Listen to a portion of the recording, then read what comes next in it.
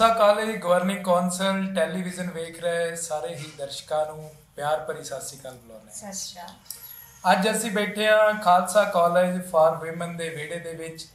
ਸਾਡੇ ਨਾਲ ਨੇ ਇੱਥੋਂ ਦੇ ਪ੍ਰਿੰਸੀਪਲ ਡਾਕਟਰ ਮਨਪ੍ਰੀਤ ਕੌਰ ਅਤੇ ਇੱਥੋਂ ਦੇ ਪੰਜਾਬੀ ਵਿਭਾਗ ਦੇ ਸਮੂਹ ਸਟਾਫ, ਗਿਆਨਵਾਨ ਸਟਾਫ। ਅੱਜ ਅਸੀਂ ਵਿਚਾਰ ਗੋਸ਼ਟੀ ਕਰਾਂਗੇ, ਵਿਚਾਰ ਵਟਾਂਦਰੇ ਕਰਾਂਗੇ ਪੰਜਾਬੀ ਦੇ ਅਧਿਐਨ ਬਾਰੇ ਕਿ ਪੰਜਾਬੀ ਸਾਡੀ ਬੋਲੀ ਕਿੱਥੋਂ ਸ਼ੁਰੂ ਹੋਈ, ਕਿੱਦਾਂ ਕਿੱਦਾਂ ਇਹਦਾ ਵਿਕਾਸ ਹੋਇਆ ਤੇ ਅੱਜ ਦੇ ਦੌਰ ਦੇ ਵਿੱਚ ਕਿਹੜਿਆਂ ਪੜਾਵਾਂ ਨੂੰ ਛੂੰਹਦੀ ਜਾ ਰਹੀ ਹੈ। ਬਹੁਤ ਧੰਨਵਾਦ ਮੈਮ, ਤੁਸੀਂ ਸਮਾਂ ਦਿੱਤਾ ਜੀ। Thank you, you welcome. Ma'am, Punjabi ਭਾਸ਼ਾ ਬਾਰੇ ਸਟਾਰਟ ਕਰਿਓ ਜੀ। ਪੰਜਾਬੀ ਭਾਸ਼ਾ ਕਿਹੜੇ ਦੌਰ 'ਚੋਂ ਸ਼ੁਰੂ ਹੋਈ ਜੀ? ਪੰਜਾਬੀ ਭਾਸ਼ਾ ਕਿਉਂਕਿ ਸਾਡੀ ਮਾਂ ਬੋਲੀ ਹੈ, ਇਸ ਕਰਕੇ ਇਹੋ ਜਿਹੇ ਈਵੈਂਟਸ ਕਾਲਜ ਦੇ ਵਿੱਚ ਕਰਨਾ ਸਾਡੇ ਵਾਸਤੇ ਮਾਣ ਦੀ ਗੱਲ ਹੈ। ਔਰ ਮੈਨੂੰ ਹਮੇਸ਼ਾ ਲੱਗਦਾ ਹੁੰਦਾ ਕਿ ਦੋ ਗੱਲਾਂ ਬੱਚੇ ਦੀ ਪਰਸਨੈਲਿਟੀ ਨੂੰ ਬਹੁਤ ਇਫੈਕਟ ਕਰਦੀਆਂ, ਪਰ ਉਹਦੇ 'ਚ ਪਹਿਲਾ ਫੈਕਟਰ ਹੈਗਾ ਉਹਨੂੰ ਆਪਣੀ ਮਾਂ ਬੋਲੀ ਆਉਣੀ ਚਾਹੀਦੀ ਹੈ। ਔਰ ਮਾਂ ਬੋਲੀ ਦਾ ਆਉਣਾ ਇੰਨਾ ਕੁ ਨੈਚੁਰਲ ਹੈ, ਜਿਵੇਂ ਬੱਚੇ ਦੇ ਬਾਕੀ ਰਿਫਲੈਕਸਿਸ ਡਿਵੈਲਪ ਹੁੰਦੇ ਨਾ, ਇਵੇਂ ਹੀ ਮਾਂ ਬੋਲੀ ਨੂੰ ਸਮਝਣ ਦਾ ਰਿਫਲੈਕਸ ਵੀ ਉਹਦੇ 'ਚ ਜਲਦੀ ਡਿਵੈਲਪ ਹੋ ਜਾਂਦਾ। ਅਗਰ ਅਸੀਂ ਉਹਨੂੰ ਪਰੇ ਲੈ ਕੇ ਜਾਂਦੇ ਹਾਂ ਤੇ ਹੋ ਸਕਦਾ ਆਪਣੇ ਦਿਲ ਤੇ ਦਿਮਾਗ ਦੀ ਕੋਆਰਡੀਨੇਸ਼ਨ ਨਾ ਬਣਾ ਸਕੇ। ਸੋ ਇਹ ਕਹਿੰਦੇ ਵੀ ਹੈ ਕਿ ਅਗਰ ਤੁਸੀਂ ਕਿਸੇ ਦੀ ਭਾਸ਼ਾ ਬੋਲਦੇ ਹੋ ਕਿਸੇ ਹੋਰ ਦੀ ਤੇ ਉਹ ਸਮਝ ਜਾਈਦੀ ਹੈ, ਪਰ ਜੇ ਤੁਸੀਂ ਕਿਸੇ ਦੇ ਨਾਲ ਗੱਲਬਾਤ ਕਰਦੇ ਹੋ ਉਹਦੀ ਭਾਸ਼ਾ ਦੇ ਵਿੱਚ ਤੇ ਉਹ ਦਿਲ ਦੀਆਂ ਡੂੰਘਾਈਆਂ ਤੱਕ ਚਲੀ ਜਾਂਦੀ ਹੈ। ਬਿਲਕੁਲ। ਸੋ ਸਾਡੇ ਲਈ ਬੜੀ ਮਾਣ ਵਾਲੀ ਗੱਲ ਹੈ ਕਿ ਇੱਕ ਤਾਂ ਅਸੀਂ ਖਾਲਸਾ ਕਾਲਜ ਦੇ ਸਾਰੇ ਹੈਗੇ ਨੁਮਾਇੰਦੇ ਵੀ ਹਾਂ, ਉੱਥੇ ਕੰਮ ਵੀ ਕਰਦੇ ਹਾਂ, ਔਰ ਦੂਸਰਾ ਅਸੀਂ ਪੰਜਾਬੀ ਭਾਸ਼ਾ ਦੀ ਹੋਂਦ ਨੂੰ ਬਚਾਉਣ ਵਾਸਤੇ, ਅਗਲੀਆਂ ਪੀੜ੍ਹੀਆਂ ਤੱਕ ਲੈ ਕੇ ਜਾਣ ਵਾਸਤੇ ਹਮੇਸ਼ਾ ਤਤਪਰ ਰਹਿੰਦੇ, ਔਰ ਇਹ ਦਿਲੀ ਚਾਹਤ ਹੁੰਦੀ ਕਿ ਇਹਦੇ ਲਈ ਕੁਝ ਕੀਤਾ ਜਾਏ। ਸੋ ਅਸੀਂ ਆਪਣੇ ਬੱਚਿਆਂ ਨੂੰ ਵੀ ਕਹਿੰਦੇ ਹਾਂ ਕਿ ਤੁਸੀਂ ਪੰਜਾਬੀ ਬੋਲੋ, ਪੰਜਾਬੀ ਲਿਖੋ। ਕੋਈ ਨਾ ਕੋਈ ਕੰਪੀਟੀਸ਼ਨਸ ਵੀ ਕਰਵਾਉਂਦੇ ਰਹਿੰਦੇ ਨੇ, ਕੋਈ ਲੈਕਚਰਸ ਵੀ ਕਰਵਾਉਂਦੇ ਰਹਿੰਦੇ ਨੇ, ਔਰ ਬੜੀ ਖੁਸ਼ੀ ਹੁੰਦੀ ਹੈ, ਦਿਲੀ ਖੁਸ਼ੀ ਹੁੰਦੀ ਹੈ ਕਿ we are preserving our language, our culture and everything that is around us. ਥੋੜੇ ਦਿਨਾਂ ਤੋਂ ਇੱਕ ਸੁਣਨ ਨੂੰ ਮਿਲ ਰਿਹਾ ਸੀਗਾ ਕਿ ਤੁਸੀਂ ਪੰਜਾਬੀ ਹਫਤਾ, ਪੰਜਾਬੀ ਮਾਂ ਬੋਲੀ ਹਫਤਾ ਮਨਾ ਰਹੇ ਹੋ। ਕਿੱਦਾਂ ਮਨਾਉਂਦੇ ਹੋ ਤੁਸੀਂ? ਅਸੀਂ ਇਹਦੇ 'ਚ ਜ਼ਰੂਰੀ ਨਹੀਂ ਹੈ ਕਿ ਹਰ ਸਾਲ ਇੱਕੋ ਜਿਹੇ ਈਵੈਂਟਸ ਕਰਾਈਏ। ਇਹਦੇ 'ਚ ਅਸੀਂ ਈਵੈਂਟਸ ਦੀ ਵੈਰਾਈਟੀ ਦੇ ਦਿੰਦੇ ਹਾਂ। ਇਸ ਵਾਰੀ ਅਸੀਂ ਰੱਖੀ ਸੀ ਕਿ ਗੋਸ਼ਟੀ ਰੱਖੀ ਸੀ ਕਿ ਪੰਜਾਬੀ ਬੋਲਣੀ ਦਾ ਵੀ ਪਤਾ ਹੈ, ਲਿਖਣ ਦਾ ਵੀ ਪਤਾ ਹੈ, ਪੜ੍ਹਨ ਦਾ ਵੀ ਪਤਾ ਹੋ ਸਕਦਾ, ਪਰ ਇੱਕ ਟੀਚਰ, ਕਿਉਂਕਿ ਇਹ ਕਾਲਜ ਹੈ, ਅਕੈਡਮਿਕ ਹੈ, ਤੇ ਇਸ ਕਰਕੇ ਇੱਕ ਟੀਚਰ ਨੂੰ ਪੜ੍ਹਾਉਣ ਦੇ ਵਾਸਤੇ ਹੋਰ ਕੀ ਐਫਰਟਸ ਕਰਨੀਆਂ ਚਾਹੀਦੀਆਂ ਨੇ, ਉਹਦੇ ਤੇ ਫੋਕਸ ਕੀਤਾ ਜਾਏ, ਉਹਨੂੰ ਸੈਂਟਰਲਾਈਜ਼ ਕੀਤਾ ਜਾਏ, ਤਾਂ ਕਿ ਹਰ ਇੱਕ ਦੇ ਵਿੱਚ ਕੋਈ ਨਾ ਕੋਈ ਇੱਕ ਹੋਰ ਜਿਹੜੀ ਉਹਦੀ ਖੂਬੀ ਹੈ ਪੰਜਾਬੀ ਨੂੰ ਪੜ੍ਹਾਉਣ ਦੀ, ਉਹ ਐਡ ਹੁੰਦੀ ਜਾਏ। ਸੋ ਪਹਿਲੀ ਤੇ ਇਹੀ ਹੈ। ਉਸ ਤੋਂ ਬਾਅਦ ਅਸੀਂ ਇੱਕ ਮੈਡਮ ਰਵਿੰਦਰ ਦਾ ਰੱਖਿਆ ਹੋਇਆ ਕਿ ਗੁਰੂ ਨਾਨਕ ਸਾਹਿਬ ਦੀ ਕੀ ਦੇਣ ਹੈ, ਕਿਉਂਕਿ ਗੁਰੂ ਨਾਨਕ ਸਾਹਿਬ ਨੇ ਗੁਰਮੁਖੀ ਨੂੰ ਸਭ ਤੋਂ ਵੱਡਾ ਮਿਸਟਿਕ ਉਹ ਹੁੰਦਾ ਜਿਹੜਾ ਲੈਂਗੁਏਜ ਨੂੰ ਪ੍ਰਮੋਟ ਕਰਦਾ, ਐਂਡ ਗੁਰੂ ਨਾਨਕ ਸਾਹਿਬ ਤੋਂ ਵੱਡਾ ਕੋਈ ਮਿਸਟਿਕ ਹੈ ਨਹੀਂ। ਸੋ ਉਹਨਾਂ ਨੇ ਕਿਵੇਂ ਗੁਰਮੁਖੀ ਨੂੰ ਪ੍ਰਮੋਟ ਕੀਤਾ, ਇੱਕ ਇਵੋਲਵ ਕਰਤੀ ਉਹਨਾਂ ਨੇ ਲੈਂਗੁਏਜ, ਜਿਹੜੀ ਕਿ ਇੱਕ ਜਿਹੜੀ ਸੰਤਾਂ ਫਕੀਰਾਂ ਤੋਂ ਬਣ ਕੇ ਸਾਨੂੰ ਵੀ ਸਮਝਣ ਮਿਲੀ ਹੈ। ਪੰਜਾਬੀ ਭਾਸ਼ਾ ਸੰਤਾਂ ਫਕੀਰਾਂ, ਰਿਸ਼ੀਆਂ ਮੁਨੀਆਂ ਅਵਤਾਰਾਂ ਕਹਿ ਦਈਏ ਕਿ ਬੜਿਆ ਥੋੜਾ ਟੱਚ ਕਰਕੇ ਜਿਹੜੀ ਆ ਅੱਗੇ ਵੱਧਦੀ ਗਈ ਔਰ ਅੱਜ ਬਹੁਤ ਅੱਗੇ ਚਲੇ ਗਈ ਆ। ਬਿਲਕੁਲ।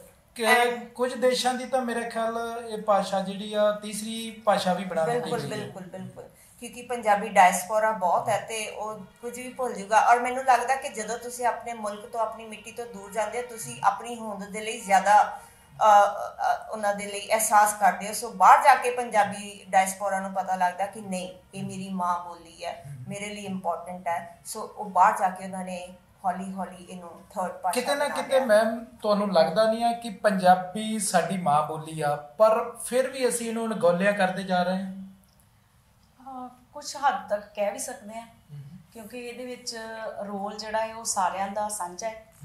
ਕਿ ਮੈਨੂੰ ਲੱਗਦਾ ਹੈ ਵੀ ਜਿਸ ਤਰ੍ਹਾਂ ਛੋਟੇ ਲੈਵਲ ਤੋਂ, ਮਤਲਬ 3 ਪੱਧਰਾਂ ਤੇ ਆਪਾਂ ਜੇ ਗੱਲ ਕਰੀਏ, ਸਕੂਲ, ਕਾਲਜ, ਯੂਨੀਵਰਸਿਟੀ, ਇਹ 3 ਪੱਧਰ ਐਸੇ ਨੇ ਸਾਡੇ ਕੋਲ ਜਿਨ੍ਹਾਂ ਦੇ ਵਿੱਚ ਅਸੀਂ ਆਪਣੀ ਮਾਤ ਭਾਸ਼ਾ ਨੂੰ ਬੱਚਿਆਂ ਤੱਕ ਬਹੁਤ ਅੱਛੀ ਤਰ੍ਹਾਂ ਨਾਲ ਪਹੁੰਚਾ ਸਕਦੇ ਹਾਂ, ਉਹਨਾਂ ਬੱਚਿਆਂ ਨੂੰ ਉਹਦੇ ਨਾਲ ਜੋੜ ਸਕਦੇ ਹਾਂ। ਜੇ ਅਣਗੌਲਾ ਪੱਖ ਕੋਈ ਹੋ ਵੀ ਰਿਹਾ ਹੈ ਤੇ ਅਸੀਂ ਉਹਦੇ ਜ਼ਿੰਮੇਵਾਰ ਹਾਂ, ਅਸੀਂ ਅਧਿਆਪਕ ਜ਼ਿੰਮੇਵਾਰ ਹਾਂ, ਉਹਦੇ ਜ਼ਿੰਮੇਵਾਰ ਹਾਂ। ਔਰ ਸਾਰੇ ਸਟਾਰਟ ਤੋਂ ਲੈ ਕੇ ਮਾਪਿਆਂ ਤੋਂ ਲੈ ਮਾਪਿਆਂ ਕੇ ਤੋਂ ਲੈ ਕੇ। ਦੇਖੋ ਸਭ ਤੋਂ ਪਹਿਲੇ ਤੇ ਮਾਪੇ ਹੀ ਨੇ। ਜਦੋਂ ਬੱਚਾ ਘਰ 'ਚ ਪੈਦਾ ਹੁੰਦਾ ਤੇ ਸਭ ਤੋਂ ਪਹਿਲੇ ਮਾਂ ਦੇ ਕੋਲ ਹੀ ਹੁੰਦਾ, ਠੀਕ ਹੈ। ਸਭ ਤੋਂ ਪਹਿਲੇ ਅਸੀਂ ਉਹ, ਦੂਜੇ ਨੰਬਰ ਤੇ ਅਸੀਂ ਸਕੂਲਾਂ 'ਚ ਜਦੋਂ ਅੰਗਰੇਜ਼ੀ ਸਕੂਲਾਂ 'ਚ ਭੇਜਦੇ ਹਾਂ, ਅਸੀਂ ਬੜੇ ਮਾਣ ਨਾਲ ਇਹ ਗੱਲ ਕਹਿੰਦੇ ਹਾਂ ਭੇਜਣੇ ਚਾਹੀਦੇ ਨੇ, ਲੈਂਗੁਏਜ ਕੋਈ ਵੀ ਬੁਰੀ ਨਹੀਂ ਹੈ। ਪਰ ਫਿਰ ਵੀ ਮੈਨੂੰ ਲੱਗਦਾ ਕਿ ਜੇ ਸਟਾਰਟ ਦੇ ਵਿੱਚ ਹੀ ਅਸੀਂ ਮਾਤ ਭਾਸ਼ਾ ਦੇ ਵਿੱਚ ਬੱਚੇ ਨੂੰ ਐਜੂਕੇਸ਼ਨ ਦਿੰਦੇ ਹਾਂ, ਜਿਵੇਂ ਕਿ ਹੁਣ ਥੋੜਾ ਐਫਰਟਸ ਹੋ ਵੀ ਰਹੇ ਨੇ ਸਰਕਾਰਾਂ ਵੱਲੋਂ, ਇਸ ਵੇਲੇ ਆਇਆ ਵੀ ਹੈ ਕਿ ਨਵਾਂ ਕਮਿਸ਼ਨ ਜਿਹੜਾ ਲਾਗੂ ਹੋ ਰਿਹਾ ਐਜੂਕੇਸ਼ਨ ਦਾ, ਨੀਤੀ ਨਵੀਂ ਲਾਗੂ ਹੋ ਰਹੀ ਹੈ, ਉਹਦੇ ਵਿੱਚ ਉਹਨਾਂ ਕੀਤਾ ਵੀ ਹੈ ਕਿ ਪਹਿਲੀਆਂ ਕਲਾਸਾਂ ਜਿਹੜੀਆਂ ਨੇ 5th ਤੱਕ ਪ੍ਰਾਇਮਰੀ ਕਲਾਸਾਂ ਜਿਹੜੀਆਂ ਨੇ ਉਹ ਮਾਂ ਬੋਲੀ ਦੇ ਵਿੱਚ ਪੜ੍ਹਨਗੇ, ਹੈ ਨਾ। ਤੇ ਇਸ ਕਰਕੇ ਜੇ ਕੋਈ ਅਣਗੌਲਾ ਰਹਿ ਵੀ ਜਾਂਦਾ, ਮੈਨੂੰ ਲੱਗਦਾ ਉਹਦੇ 'ਚ ਦੋਸ਼ੀ ਅਸੀਂ ਹੋਈ ਹਾਂ, ਕੋਈ ਹੋਰ ਨਹੀਂ ਹੈ। ਤੇ ਸਾਨੂੰ ਇਹਦੇ ਲਈ ਵੱਧ ਤੋਂ ਵੱਧ ਐਫਰਟਸ ਲਗਾਉਣੇ ਚਾਹੀਦੇ ਨੇ। ਉਹ ਅਸੀਂ ਜਦੋਂ ਅਧਿਆਪਨ ਕਰਾਵਾਂਗੇ ਉਸ ਵੇਲੇ ਵੱਧ ਤੋਂ ਵੱਧ ਟੀਚਰ ਦਾ ਰੋਲ ਜਿਹੜਾ ਹੈ ਉਹ ਜਿੰਨਾ ਜ਼ੋਰ ਲਾ ਸਕਦਾ ਹੈ ਉਹ ਲਗਾਵੇ। ਬਾਕੀ ਆਲਾ ਦੁਆਲਾ ਸਾਰਾ ਉਹਨਾਂ ਨੂੰ ਵੀ ਇਹਦੇ ਵਿੱਚ ਯੋਗਦਾਨ ਦੇਣਾ ਚਾਹੀਦਾ ਹੈ। ਮੈਂ ਇਸ 'ਚ ਇਜ਼ਾਫਾ ਵੀ ਕਰੂੰਗੀ ਗੱਲ ਦੇ ਵਿੱਚ। ਮੈਡਮ ਬੋਲ ਰਹੇ ਸੀ ਤੇ ਮੈਨੂੰ ਗਾਲਬ ਦਾ ਸ਼ੇਰ ਯਾਦ ਆ ਰਿਹਾ ਸੀ ਕਿ ਹਰ ਸ਼ੈ ਮੇਂ ਹੈ ਤੂੰ ਮੌਜੂਦ ਪਰ ਤੂੰ ਕੋਈ ਸ਼ੈ ਨਹੀਂ। ਭਾਸ਼ਾ ਸਾਡੀ ਅਹਿਸਾਸਾਂ ਦੀ ਹੈ। ਅਸੀਂ ਸੋਚਣਾ ਵੀ ਆਪਣੀ ਮਾਤ ਭਾਸ਼ਾ 'ਚ, ਅਸੀਂ ਸੁਪਨੇ ਵੀ ਲੈਣੇ ਆਪਣੀ ਮਾਤ ਭਾਸ਼ਾ 'ਚ, ਹੈ ਨਾ। ਖੁਦ ਨਾਲ ਗੱਲ ਕਰਨੀ ਹੈ ਮਾਤ ਭਾਸ਼ਾ 'ਚ, ਆਪਣੇ ਰੱਬ ਨਾਲ ਗੱਲ ਕਰਨੀ ਹੈ ਮਾਤ ਭਾਸ਼ਾ 'ਚ। ਤੇ ਕਦੀ ਅਸੀਂ ਗੌਲਦੇ ਹੀ ਨਹੀਂ ਹੈ ਕਿ ਸਾਡੇ ਤੇ ਸਾਹਾਂ ਦੇ ਵਿੱਚ ਇਹ ਚੱਲਦੀ ਪਈ ਹੈ। ਤੇ ਜਦੋਂ ਅਸੀਂ ਕਿਸੇ ਨੂੰ ਇੰਨਾ ਜ਼ਿਆਦਾ ਸਾਡੀ ਭਾਸ਼ਾ ਕਰੀਬ ਹੈ ਕਿ ਅਸੀਂ ਉਹਦੇ ਬਾਰੇ ਸ਼ਾਇਦ ਇੰਨੀ ਕਰੀਬ ਹੈ ਕਿ ਉਹਨੂੰ ਆਪ ਹੀ ਅਣਗੌਲਿਆਂ ਕਰ ਦਿੰਦੇ ਹਾਂ, ਔਰ ਇਹ ਹੋਣਾ ਨਹੀਂ ਚਾਹੀਦਾ।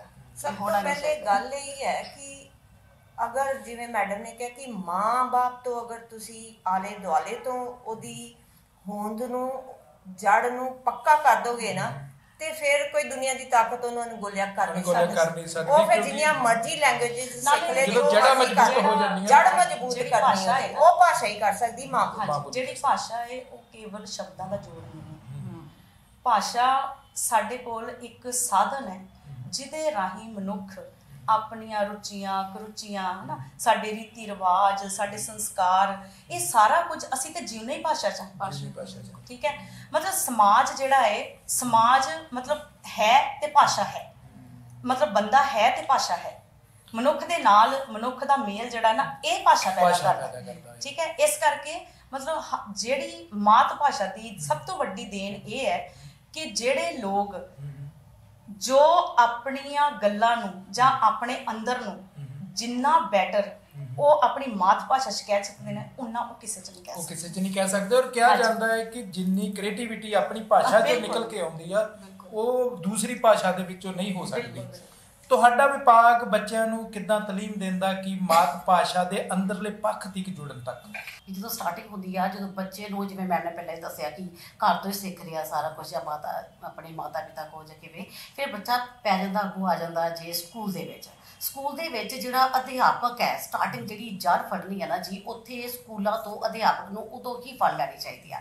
ਸਭ ਤੋਂ ਪਹਿਲਾਂ ਕਿਵੇਂ ਹੋਣਾ ਚਾਹੀਦਾ ਹੈ ਕਿ ਜੇਕਰ ਗੁਰਮੁਖੀ ਦੇ ਅੱਖਰ ਉਹ ਪੜ੍ਹਾਉਣ ਬੈਠਿਆ ਹੈ ਅਧਿਆਪਕ ਜਿਹੜਾ ਹੈ, ਕਿਉਂਕਿ ਵਿਸ਼ਾ ਲੈ ਕੇ ਬੈਠਿਆ ਕਿ ਪੰਜਾਬੀ ਭਾਸ਼ਾ ਦਾ ਅਧਿਆਪਨ ਕਿਵੇਂ ਕਰਨਾ ਹੈ, ਤੇ ਅਧਿਆਪਨ ਦੇ ਵਿੱਚ ਜਿਹੜੀ ਜੜ ਆ ਉਹ ਸਟਾਰਟਿੰਗ ਤੋਂ ਹੀ ਆ, ਕਿਉਂਕਿ ਬੱਚਿਆਂ ਨੇ ਤਾਂ ਉਦੋਂ ਸਾਡੇ ਕੋਲ ਆਉਣਾ ਜਦੋਂ ਬੜੇ ਵੱਡੇ ਹੋ ਕੇ ਕਾਲਜਾਂ ਦੇ ਵਿੱਚ ਹੋ ਜਾਂਦੇ ਹਨ, ਫਲਾਂ ਦੇ ਲਾਗੇ ਆ ਕੇ ਬੂਟੇ, ਫਲਾਂ ਦੇ ਆਗੇ, ਫਿਰ ਉਦੋਂ ਜਿਹੜਾ ਉਹਨੂੰ ਜਦੋਂ ਸਿੰਜਾ ਸਟਾਰਟ ਕਰ ਦਿੱਤਾ ਨਾ, ਜਿੱਥੇ ਉਹਦੀ ਜੜ ਆ ਉੱਥੋਂ ਫੜ ਲੈਣਾ ਚਾਹੀਦਾ ਹੈ। ਕਿ ਜਦੋਂ ਤੁਸੀਂ ਇਹ ਜਿਹੜੀ ਗੁਰਮੁਖੀ ਲਿਪੀ ਕਹਿ ਸਕਦੇ ਹਾਂ ਤੇ ਜਾਂ ਪੰਜਾਬੀ ਭਾਸ਼ਾ ਅਸੀਂ ਕਹਿ ਰਹੇ ਹਾਂ, ਪਰ ਜਿਹੜਾ ਅਧਿਆਪਕ ਆ ਉਹਨੂੰ, ਬੱਚੇ ਨੂੰ ਉਹਨੂੰ ਗਾਈਡ ਕਿਵੇਂ ਕਰਨਾ, ਸਟਾਰਟਿੰਗ ਦੇ ਵਿੱਚੋਂ ਕਿਵੇਂ ਰਹਿਣਾ, ਇਹਦੇ ਬਾਰੇ ਦੱਸਣਾ ਕੀ ਆ ਮੈਂ, ਕਿ ਵਿਆਕਰਨ ਜਦੋਂ ਉਹਨੇ ਪੜ੍ਹਾਉਣੀ ਆ ਜਾਂ ਗੁਰਮੁਖੀ ਲਿਪੀ ਜਾਂ ਵਰਨ ਜਿਹੜੇ ਆ ਜੀ ਉਹਨੇ ਦੱਸਣੇ ਆ ਬੱਚੇ ਨੂੰ, ਉਹ ਸਟਾਰਟਿੰਗ ਦੇ ਵਿੱਚ ਕਿਵੇਂ ਕਰਦਾ ਪਿਆ ਅਧਿਆਪਕ, ਕਿ ਆਉਂਦੇ ਹੀ ਬੱਚਾ ਜੇ ਬਹੁਤ ਛੋਟੀ ਉਮਰ ਦੇ ਵਿੱਚ ਆ ਤੇ ਊੜੇ ਤੋਂ ਸਟਾਰਟ ਕਰਨ ਲੱਗ ਪੈਂਦੇ ਆ, ਠੀਕ ਹੈ ਜੀ। ਊੜਾ ਉਹ ਅੱਖਰ ਆ ਜਿਹੜਾ ਅੱਧਾ ਲਾਈਨ ਤੋਂ ਉੱਪਰ ਆ ਤੇ ਅੱਧਾ ਥੱਲੇ ਆ, ਤੇ ਇਹਦੇ ਨਾਲ ਕੀ ਹੋ ਰਿਹਾ ਵਾ ਕਿ ਬੱਚਾ ਜਾਂਦੇ ਹੀ ਨਾ ਇੱਕ ਉਲਝਣ ਦੇ ਵਿੱਚ ਆ। ਔਰ ਜਿੰਨੀਆਂ ਵੀ ਬਾਕੀ ਦੀਆਂ ਜਿੰਨੇ ਵੀ ਅੱਖਰ ਆ ਰਹੇ ਆ, ਧੁਨੀਆਂ ਆ ਰਹੀਆਂ ਨੇ, ਉਹ ਕੋਈ ਵੀ ਇਸ ਤਰ੍ਹਾਂ ਦਾ ਨਹੀਂ ਆ ਜੀ ਜਿਹੜਾ ਅੱਧਾ ਉੱਪਰ ਤੇ ਅੱਧਾ ਥੱਲੇ ਹੋਵੇ। ਇਹਦੇ ਸਟਾਰਟਿੰਗ ਦੇ ਵਿੱਚ ਉਹ ਅਧਿਆਪਕ ਨੂੰ ਇਹ ਚਾਹੀਦਾ ਵਾ ਕਿ ਤੁਸੀਂ ਜਿਹੜੀ ਸੌਖੀਆਂ ਜਿਹੜੀਆਂ ਅੱਖਰ ਜਿਹੜੇ ਨਾ, ਸੌਖੀਆਂ ਧੁਨੀਆਂ ਜਿਹੜੀਆਂ ਵਾ, ਪਹਿਲਾਂ ਬੱਚੇ ਨੂੰ ਉਹ ਸਿਖਾਇਆ ਜਾਏ, ਕਿਉਂਕਿ ਇੱਕ ਸਾਡੇ ਵਿੱਚ ਇੱਕ ਨੇਮ ਇਵੇਂ ਦਾ ਵਾ ਕਿ ਤੁਸੀਂ ਸਰਲ ਤੋਂ ਅਸਰਲ ਵੱਲ ਚੱਲੋ। ਸਰਲ ਦਾ ਮਤਲਬ ਇਸ ਤਰ੍ਹਾਂ ਵਾ ਕਿ ਪਹਿਲਾਂ ਜਿਹੜਾ ਜਿੱਥੇ ਬੱਚੇ ਦਾ ਉਤਸ਼ਾਹ ਬਣਿਆ ਰਵੇ, ਉਹਨੂੰ ਜਾਂਦੇ ਇਹ ਨਾ ਲੱਗੇ ਕਿ ਜਿਹੜਾ ਅਧਿਆਪਕ ਹੈ ਔਖਾ ਨਾ ਲੱਗੇ ਉਹਨੂੰ, ਕਿ ਪਤਾ ਨਹੀਂ ਇਹ ਕੀ ਸਿਖਾ ਰਹੇ ਆ ਊੜਾ ਵਾ। ਔਰ ਦੂਜੀ ਮੇਰੇ ਵੱਲੋਂ ਇਸ ਤਰ੍ਹਾਂ ਹੋ ਸਕਦਾ ਹੈ ਕਿ ਜਿਹੜਾ ਅਧਿਆਪਕ ਹੈ ਉਹ ਇਸ ਤਰ੍ਹਾਂ ਕਰੇ ਕਿ ਜਿਹੜੇ ਚਿੱਤਰ ਦਿਖਾ ਰਿਹਾ ਉਹਨੂੰ ਨਾਲ, ਕਿ ਊੜਾ ਊਠ ਦਿਖਾ ਰਿਹਾ, ਐੜਾ ਅੱਖ ਦਿਖਾ ਰਿਹਾ, ਬੱਚਾ ਜਦੋਂ ਉਹ ਚਿੱਤਰ ਨੂੰ ਦੇਖਦਾ, ਉਸ ਪਿਕਚਰ ਨੂੰ ਦੇਖਦਾ ਹੈ, ਉਹਦੇ ਸੰਕਲਪ ਦਿਮਾਗਾਂ ਦੇ ਵਿੱਚ ਸ਼ਾਇਦ ਊਠ ਤੇ ਔਰ ਜੋ ਅੱਖਰ ਜਿਹੜੇ ਬਣੇ ਹੋਏ ਜਾਂ ਅੱਖ ਬਣੀ ਹੋਈ ਆ ਜਾਂ ਈੜੀ ਇੱਟ ਬਣੀ ਹੋਈ ਆ, ਈੜੀ ਇੱਟ ਵਿਖਾਉਂਦੇ ਨਾ ਜੀ, ਤੇ ਉਹ ਪੂਰੀ ਇੱਕ ਵਾਲਪੇਪਰ ਜਿਹਾ ਬਣਾ ਕੇ ਉਹਦੇ ਉੱਪਰ ਹਨਾ ਜਿਹਦੇ ਉੱਪਰ ਦਿਖਾ ਰਿਹਾ ਬੱਚਾ, ਉਹ ਕੰਧ ਦੇ ਵਿੱਚ ਹੀ ਵੜਿਆ ਪਿਆ, ਕੰਧ ਦੱਸ ਰਿਹਾ ਕਿ ਇੱਟ ਦੱਸ ਰਿਹਾ। ਔਰ ਈੜੀ ਦਾ ਪ੍ਰਨਾਉਨ ਜਾਂ ਉਹਨੂੰ ਲਿਖਣਾ ਕਿਸ ਤਰ੍ਹਾਂ, ਇਹ ਬੱਚੇ ਨੂੰ ਸ਼ਾਇਦ ਇਹਦੀ ਨੌਲੇਜ ਨਹੀਂ ਮਿਲਦੀ ਪਈ। ਇਸ ਮੈਂ ਕਹਿ ਰਹੀ ਸੀਗੀ ਕਿ ਲੈਂਗੁਏਜ ਬੇਸਿਕਲੀ ਸਾਊਂਡਸ ਦਾ ਇੱਕ ਮਿਲਾਪ ਹੈ ਨਾ। ਔਰ ਸਭ ਤੋਂ ਪਹਿਲੇ ਅਸੀਂ ਪਹਿਲੇ ਵੀ ਗੱਲ ਕਰ ਰਹੇ ਸੀ, ਸਭ ਤੋਂ ਪਹਿਲੇ ਜਿਹੜੀ ਸਾਡੀ ਅੰਦਰ ਸਕਿੱਲ ਜਿਹੜੀ ਡਿਵੈਲਪ ਹੁੰਦੀ ਹੈ, that is your listening skill, ਸੁਣਨ ਦੀ ਸ਼ਕਤੀ, ਜਿਹੜੀ ਬੰਦੇ ਨੂੰ ਸਾਰੀ ਉਮਰ ਨਹੀਂ ਆਉਂਦੀ ਹੈ ਨਾ। ਗੁਰੂ ਨਾਨਕ ਸਭ ਸਾਹਿਬ ਤੋਂ ਵੀ ਪਹਿਲੇ ਕਿਛ ਸੁਣਨੀ ਹੈ ਕਿਛ ਕਹੀਏ, ਜਬ ਲਗ ਸਭ ਦੁਨੀਆ ਤੋਂ ਰਹੀ ਪਹਿਲੇ ਹੈ ਨਾਨਕ ਜ਼ਰੂਰੀ ਕਿਛ ਇਹ ਹੈ ਸੁਣਨੀ ਕਿਛ ਕਿ ਕਹੀਏ। ਬੱਚੇ ਨੂੰ ਆਪਣੀ ਲਿਪੀ ਦੀਆਂ ਸਾਊਂਡਸ ਦੀ ਬਹੁਤ ਜ਼ਿਆਦਾ ਸਮਝ ਹੋਣੀ ਚਾਹੀਦੀ ਹੈ, ਤਾਂ ਕਿ ਜੋੜਾਂ ਨੂੰ ਉਹ ਪੜ੍ਹ ਸਕੇ ਬਣਾ। ਔਰ ਪੰਜਾਬੀ ਇਜ਼ ਬਹੁਤ ਹੀ ਟਰਾਂਸਪੇਰੈਂਟ ਲੈਂਗੁਏਜ ਹੈ, ਬੜੀ ਸਪਸ਼ਟ ਹੈ, ਜਿਵੇਂ ਆਪਾਂ ਲਿਖਦੇ ਹਾਂ ਉਵੇਂ ਬੋਲਦੇ ਹਾਂ। ਅੰਗਰੇਜ਼ੀ ਵਾਂਗੂ ਕੋਈ ਓਪੇਕਨੈਸ ਨਹੀਂ ਹੈ, ਇਹਦੇ 'ਚ ਕੋਈ ਡਾਰਕਨੈਸ ਨਹੀਂ ਹੈ। ਸੋ ਪੰਜਾਬੀ ਦੇ ਜਿਹਨੂੰ ਪੰਜਾਬੀ ਦੀਆਂ ਸਾਊਂਡਸ ਆ ਜਾਂਦੀਆਂ ਨੇ, ਫਨੀਮਸ ਆ ਜਾਂਦੇ ਨੇ, ਉਹ ਦੁਨੀਆ ਦੀ ਕੋਈ ਵੀ ਭਾਸ਼ਾ ਸਿੱਖ ਸਕਦਾ, ਕਿਉਂਕਿ ਇਹਦੇ 'ਚ ਬਹੁਤ ਵੈਰਾਈਟੀ ਹੈ ਸਾਊਂਡਸ ਦੀ। ਕਿਹਾ ਜਾਂਦਾ ਕਿ ਪੰਜਾਬੀ ਦੇ ਵਿੱਚ ਫਾਰਸੀ ਦਾ ਵੀ ਕਿਤੇ ਨਾ ਕਿਤੇ ਪ੍ਰਭਾਵ ਆਉਂਦਾ ਜੀ। ਫਾਰਸੀ ਸਰ ਇਸ ਤਰ੍ਹਾਂ ਹੋ ਸਕਦਾ ਹੈ ਕਿ ਜਦੋਂ ਸਮਾਂ ਆ ਰਿਹਾ ਸੀ ਸਾਡਾ, ਕਿਉਂਕਿ ਪਿੱਛੇ ਤੋਂ ਸਟਾਰਟਿੰਗ ਤੋਂ ਮੈਂ ਲੈ ਚੱਲੀ ਹਾਂ, ਪਿਛੋਕੜ ਵੱਲ ਪਹਿਲਾਂ ਲੈ ਚੱਲੀ ਹਾਂ, ਕਿ ਜਦੋਂ ਵੀ ਕਿਸੇ ਲੈਂਗੁਏਜ ਜਾਂ ਭਾਸ਼ਾ ਬਾਰੇ ਗੱਲ ਕਰਦੇ ਹਾਂ ਤਾਂ ਉਹਦਾ ਪਿਛਲਾਪਣ ਜਿਹੜਾ ਸਾਨੂੰ ਪਤਾ ਹੋਣਾ ਚਾਹੀਦਾ ਵਾ। ਔਰ ਮੈਨੂੰ ਲੱਗਦਾ ਜੇ ਅਧਿਆਪਨ ਵੀ ਕਰਦੇ ਹਾਂ ਤੇ ਕਲਾਸਰੂਮ 'ਚ ਜਾਂਦਿਆਂ ਹੀ ਪਹਿਲਾਂ ਸਾਨੂੰ ਉਹਦੀ ਬੈਕਗਰਾਉਂਡ ਦੱਸਣੀ ਚਾਹੀਦੀ ਹੈ। ਬੱਚੇ ਦਾ ਤਾਂ ਵੀ ਉਤਸ਼ਾਹ ਰਹੇਗਾ, ਉਹਨੂੰ ਬੈਕ ਦਾ ਪਤਾ ਹੋਏਗਾ, ਦਿਲਚਸਪੀ ਵੀ ਬਣੀ ਰਹੇਗੀ ਕਿ ਜੋ ਅਸੀਂ ਪੜ੍ਹ ਰਹੇ ਹਾਂ ਸ਼ੁਰੂ ਕਿੱਥੋਂ ਹੋਇਆ, ਸਟਾਰਟ ਕਿੱਥੋਂ ਹੋਇਆ, ਕਿਉਂਕਿ ਜਿੰਨੇ ਚਿਰ ਸਾਨੂੰ ਬੈਕ ਦਾ ਨਹੀਂ ਪਤਾ ਤੁਸੀਂ ਅੱਗੇ ਬੱਚੇ ਨੂੰ, ਸਟੂਡੈਂਟ ਨੂੰ ਅੱਗੇ ਨਹੀਂ ਲੈ ਕੇ ਜਾ ਸਕਦੇ। ਤੇ ਪਿਛੋਕੜ ਵਿੱਚ ਅਸੀਂ ਗੱਲ ਕਰਾਂਗੇ ਕਿ ਜਿੰਨੀਆਂ ਵੀ ਸਾਡੇ ਕੋਲ ਜਿੰਨੀਆਂ ਵੀ ਸਰ ਭਾਸ਼ਾਵਾਂ ਨੇ ਚੱਲੀਆਂ ਵੀ, ਠੀਕ ਹੈ ਜੀ, ਇਹਨਾਂ ਦੇ ਪਿੱਛੇ ਇੱਕ ਪਰਿਵਾਰ ਆ, ਉਹਨੂੰ ਅਸੀਂ ਭਾਸ਼ਾ ਪਰਿਵਾਰ ਕਹਿ ਰਹੇ ਹਾਂ।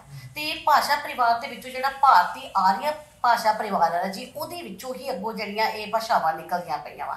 ਇਹ ਜਿਹੜਾ ਭਾਰਤੀ ਆਰੀ ਭਾਸ਼ਾ ਪਰਿਵਾਰ ਹੈ ਜੀ, ਇਹਦੇ ਵਿੱਚੋਂ ਅਸੀਂ ਲੈ ਕੇ ਚੱਲਣ ਲੱਗੇ ਹਾਂ ਜੀ ਅੱਗੋਂ ਵੈਦਿਕ ਭਾਸ਼ਾ, ਕਿਉਂਕਿ ਵੇਦਾਂ ਤੋਂ ਹੀ ਸਭ ਕੁਝ ਸਟਾਰਟ ਹੋਇਆ ਸੀ। ਤੇ ਜਿਹੜੇ ਵੇਦ ਆ ਇਹ ਸਾਡੀ ਪੰਜਾਬ ਦੀ ਧਰਤੀ ਤੇ ਹੀ ਰਚੇ ਜਾ ਰਹੇ ਆ, ਠੀਕ ਹੈ ਜੀ। ਤੇ ਇਹ ਭਾਸ਼ਾ ਇਸ ਤਰ੍ਹਾਂ ਦੀ ਹੈ ਕਿ ਜਿਹੜੀ ਸ਼ਾਇਦ ਜਿਹੜੇ ਅੱਜ ਦੇ ਆਪਾਂ ਵਿਦਿਆਰਥੀ ਜਾਂ ਉਦੋਂ ਵੀ ਹੋਈਏ ਤੇ ਸਾਨੂੰ ਉਨੀ ਸਮਝ ਵਿੱਚ ਨਹੀਂ ਆਈ। ਤੇ ਉਸ ਤੋਂ ਬਾਅਦ ਅੱਗੇ ਅਗਲਾ ਸਟੈਪ ਆ ਜਾਂਦਾ ਵਾ ਕਿ ਜਿਹੜੀ ਵੇਦਾਂ ਤੋਂ ਬਾਅਦ ਅਗਲੀ ਬਣੀ ਸੰਸਕ੍ਰਿਤ ਦੇ ਵਿੱਚ ਰੂਲਸ ਆ ਗਏ ਆ, ਨਿਯਮ ਬਣ ਗਏ ਆ, ਤੇ ਉਹਦੇ ਵਿੱਚ ਵੀ ਬਹੁਤ ਕੁਝ ਅੱਗੇ ਲਿਖਿਆ ਜਾ ਰਿਹਾ ਹੈ। ਤੇ ਸੰਸਕ੍ਰਿਤ ਤੋਂ ਅੱਗੋਂ ਫਿਰ ਸਟੈਪ ਵਾਈਜ਼ ਅੱਗੇ ਚੱਲਿਆ ਸੀ, ਅੱਗੋਂ ਪ੍ਰਕਿਰਤਾਂ ਆ ਗਈਆਂ ਸੀ ਸਾਡੇ ਕੋਲ। ਪ੍ਰਕਿਰਤਾਂ ਦੇ ਵਿੱਚ ਕੀ ਸੀ ਕਿ ਪ੍ਰਕਿਰਤਾਂ ਨੂੰ ਇਸ ਤਰ੍ਹਾਂ ਕਹਿਣ ਲੱਗ ਪਏ ਕਿ ਇਹ ਜਿਵੇਂ ਪੜ੍ਹਿਆਂ ਲਿਖਿਆਂ ਦੀ ਹਨਾ ਜੀਤਾਂ ਦੀ ਭਾਸ਼ਾ ਵਾ, ਜਿਹਨੂੰ ਇੱਕ ਸਿਸਟਮ ਦੇ ਵਿੱਚ ਆਪਾਂ ਲੈ ਕੇ ਚੱਲਦੇ ਪਏ ਆ।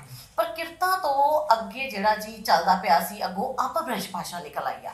ਪ੍ਰਕਿਰਤਾਂ ਦੇ ਵਿੱਚ ਤੇ ਪਹਿਲਾਂ ਪੇਸ਼ਾਚੀ, ਪਾਲੀ, ਜਿਹੜੀ ਸ਼ੋਰ ਸ਼ੈਲੀਆਂ, ਇਹ ਸਭ ਕੁਝ ਵਿੱਚ ਇਲਾਕਿਆਂ ਦੇ ਅਕੋਰਡਿੰਗ ਇਹਨਾਂ ਨੇ ਭਾਸ਼ਾਵਾਂ ਬਣਾਈ ਰੱਖੀਆਂ ਤੇ ਉਹ ਚੱਲਿਆ। ਹਾਂਜੀ, ਕਬੀਲੇ ਇਲਾਕਿਆਂ ਦੇ ਅਕੋਰਡਿੰਗ ਚੱਲਦਾ ਪਿਆ ਸੀ ਇਹਨਾਂ ਦਾ। ਫਿਰ ਅੱਗੋਂ ਆ ਗਈ ਜੀ ਜਿਹੜੀ ਅਪਭ੍ਰੰਸ਼ ਭਾਸ਼ਾ ਅੱਗੋਂ ਨਿਕਲੀ ਆ, ਜਿਹਨੂੰ ਅਸੀਂ ਕਹਿੰਦੇ ਆ ਜੀ ਇਹ ਜਿਹੜੀ ਆ ਪੱਟੀ ਹੋਈ ਭਾਸ਼ਾ ਜਿਵੇਂ ਕਹਿ ਦਿੰਦੇ ਹਾਂ ਨਾ ਜੀ, ਜਿਹੜੀ ਹਾਂ ਹਾਂਜੀ, ਤੇ ਆਮ ਲੋਕਾਂ ਜਿਹੜੀ ਆ ਤੇ ਇਹ ਉਹਦੇ ਵਿੱਚ ਆ ਗਈ ਆ। ਇਸ ਭਾਸ਼ਾ ਜਿਹੜੀ ਆ ਇਹਦੇ ਵਿੱਚੋਂ ਫਿਰ ਅੱਗੇ ਇਲਾਕਿਆਂ ਦੇ ਅਕੋਰਡਿੰਗ ਕਈ ਭਾਸ਼ਾ ਨਿਕਲੀ, ਕਿ ਕਈ ਦੇ ਵਿੱਚੋਂ ਫਿਰ ਸਾਡੀ ਆਈ ਜੇ ਪੰਜਾਬੀ। ਤੇ ਪੰਜਾਬੀ ਨੇ ਇਹ ਉਹਦਾ ਪਿਛੋਕੜ ਹੋ ਗਿਆ ਕਿ ਇਹ ਸਟੈਪ ਵਾਈਜ਼ ਕਿਵੇਂ ਅੱਗੇ ਅੱਗੇ ਸਾਡੇ ਕੋਲ ਆ ਰਹੀ ਆ। ਔਰ ਵਿਦਿਆਰਥੀਆਂ ਨੂੰ ਮੈਨੂੰ ਲੱਗਦਾ ਇਸ ਚੀਜ਼ ਤੋਂ ਜਾਣੂ ਬਹੁਤ ਕਰਵਾਉਣਾ ਚਾਹੀਦਾ ਤਾਂ ਜੋ ਇਸ ਚੀਜ਼ ਦੀ ਉਹ ਵੀ ਚੰਗੀ ਤਰ੍ਹਾਂ ਕਦਰ ਵੀ ਕਰਨ ਤੇ ਕਿ ਉਹਨਾਂ ਦਾ ਪਤਾ ਹੋਵੇ ਕਿੰਨੇ ਪੜਾਵਾਂ ਚੋਂ ਨਿਕਲ ਗਏ ਔਰ ਅਜੋਕੇ ਸਮੇਂ ਦੇ ਵਿੱਚ ਅਸੀਂ ਇਹਨੂੰ ਕੀ ਸਾਡੀ ਦੇਣ ਕੀ ਆ, ਅਸੀਂ ਇਹਨੂੰ ਹੋਰ ਕਿੱਦਾਂ ਵਧਾ ਰਹੇ ਹਾਂ। ਹਾਂਜੀ, ਔਰ ਮੈਂ ਪਿਛਲੇ ਕੁਐਸਚਨ ਤੁਹਾਡੇ ਨਾਲ ਜੋੜਨ ਲੱਗੀ ਹਾਂ ਫਾਰਸੀ ਵਾਲੇ ਪਾਸੇ, ਕਿ ਜਦੋਂ ਅਸੀਂ ਪੰਜਾਬੀ ਭਾਸ਼ਾ ਦੇ ਵਿਕਾਸ ਵੱਲ ਆਉਂਦੇ ਆ ਤੇ ਵਿਕਾਸ ਦੇ ਵਿੱਚ ਪਹਿਲਾ ਸਮਾਂ ਆਏਗਾ ਜਦੋਂ ਨਾਥਾ ਜੋਗੀਆਂ ਦਾ ਸਮਾਂ ਆਇਆ ਸੀ। 9ਵੀਂ 10ਵੀਂ ਸਦੀ ਦੇ ਪਿੱਛੇ ਲੈ ਚੱਲਦੇ ਆ ਪਹਿਲਾਂ।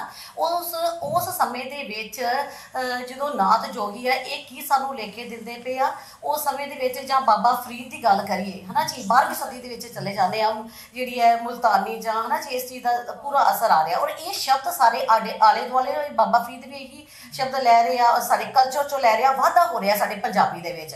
ਫਿਰ ਇੱਕ ਸਮਾਂ ਅੱਗੋਂ ਆਇਆ ਜਿਹੜੇ ਗੁਰੂ ਸਾਹਿਬਾਨ ਦਾ ਸਮਾਂ ਆਇਆ, ਜਿਹਨੂੰ ਅਸੀਂ ਬੜਾ ਕਿਹਾ ਜੀ ਇਹ ਸਮਾਂ ਜਿਹੜਾ ਵਾ ਗੋਲਡਨ ਟਾਈਮ ਕਹਿ ਸਕਦੇ ਹਾਂ, ਸ਼ਹਿਰੀ ਸਮਾਂ ਜਿਹੜਾ ਪੰਜਾਬੀ 'ਚ ਅਸੀਂ ਕਹਿੰਦੇ ਆ। ਹੈ ਨਾ ਜੀ। ਔਰ ਇਸ ਸਮੇਂ ਦੇ ਵਿੱਚ ਹੀ ਕਿੱਸਾਕਾਰ ਆਏ ਆ ਸਾਡੇ, ਕਿੱਸਾਕਾਰ ਆਏ। ਠੀਕ ਹੈ ਜੀ। ਇਹਨਾਂ ਸਾਰਿਆਂ ਦੇ ਵਿੱਚ ਜਿੰਨੀ ਵੀ ਬੋਲੀ ਦਾ ਜਿਹੜਾ ਸਾਨੂੰ ਹੈ ਨਾ ਜੀ ਵਿਰਸਾ ਮਿਲਦਾ ਪਿਆ ਸਾਰਾ ਜੀ, ਇਹ ਬੜਾ ਅਨਮੋਲ ਵਿਰਸਾ ਵਾ।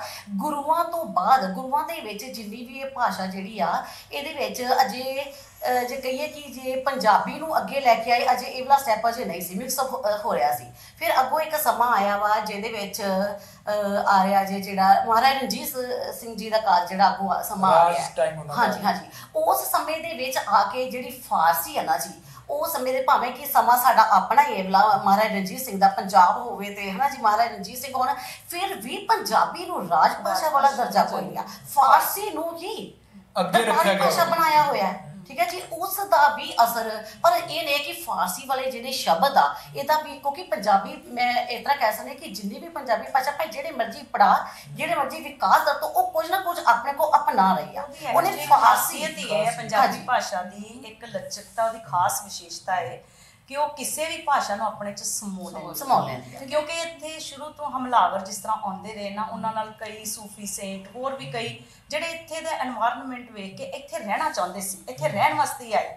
ਹੁਣ ਨੈਚੁਰਲੀ ਸਾਡਾ ਸੱਭਿਆਚਾਰ ਵੀ ਸਾਰਾ ਦੇਖ ਲਓ ਮਿਕਸ ਹੈ, ਸਾਡੀ ਭਾਸ਼ਾ ਵੀ ਸਾਰੀ ਮਿਕਸ ਹੈ। ਜੇ ਤੁਸੀਂ ਵਿੱਚੋਂ ਪੰਜਾਬੀ ਦੇ ਕੱਲੀ ਦੇ ਸ਼ਬਦ ਵੱਖਰੇ ਕੱਢਣੇ ਸ਼ੁਰੂ ਕਰੋਗੇ ਤੇ ਤੁਹਾਨੂੰ ਬਹੁਤ ਥੋੜੇ ਸ਼ਬਦ ਮਿਲਣਗੇ ਔਰ ਮਿਕਸਿੰਗ। ਤੇ ਬਾਕੀ ਮੈਂ ਕਹਾਂਗੀ ਵੀ ਜੋ ਅਸੀਂ ਇਸ ਵੇਲੇ ਬੋਲਦੇ ਉਹ ਸਾਰਾ ਪੰਜਾਬੀ ਹੈ। ਜਦੋਂ ਅਸੀਂ ਅਡਾਪਟ ਕਰ ਲਿਆ, ਜਦੋਂ ਅਸੀਂ ਲੈ ਲਿਆ, ਤਾਂ ਉਹ ਸਾਰਾ ਹੀ ਪੰਜਾਬੀ ਹੈ, ਉਹ ਸਾਰਾ ਹੀ ਸਾਡਾ ਕਲਚਰ ਹੈ। ਅਜੇ ਬਾਤ ਹੈ ਵਿਦਿਆਰਥੀਆਂ ਨੂੰ ਸਿਖਾਉਣ ਦੀ। ਹੁਣ ਜਿਵੇਂ ਤੁਸੀਂ ਕਰ ਰਹੇ ਸੀ ਨਾ ਫਾਰਸੀ ਧੁਨੀਆਂ ਦੀ ਵਰਤੋਂ, ਬੱਚਿਆਂ ਨੂੰ ਵੀ ਦੱਸਣਾ ਜ਼ਰੂਰੀ ਹੈ ਕਿ ਬਿੰਦੀ ਵਾਲੇ ਅੱਖਰ ਦੇ ਨਾਲ ਅਰਥਾਂ 'ਚ ਕਿਵੇਂ ਫਰਕ ਪੈਂਦਾ। ਜਿਵੇਂ ਜੱਜੇ ਦੇ ਪੈਰ 'ਚ ਬਿੰਦੀ ਲਗਾਓਗੇ ਤੇ ਜ਼ਾਇਆ ਨਾ ਕਰੋ, ਤੇ ਜੇ ਤੁਸੀਂ ਬਿੰਦੀ ਨਹੀਂ ਲਾਉਂਦੇ ਤੇ ਜਾਇਆ ਨਾ ਕਰੋ।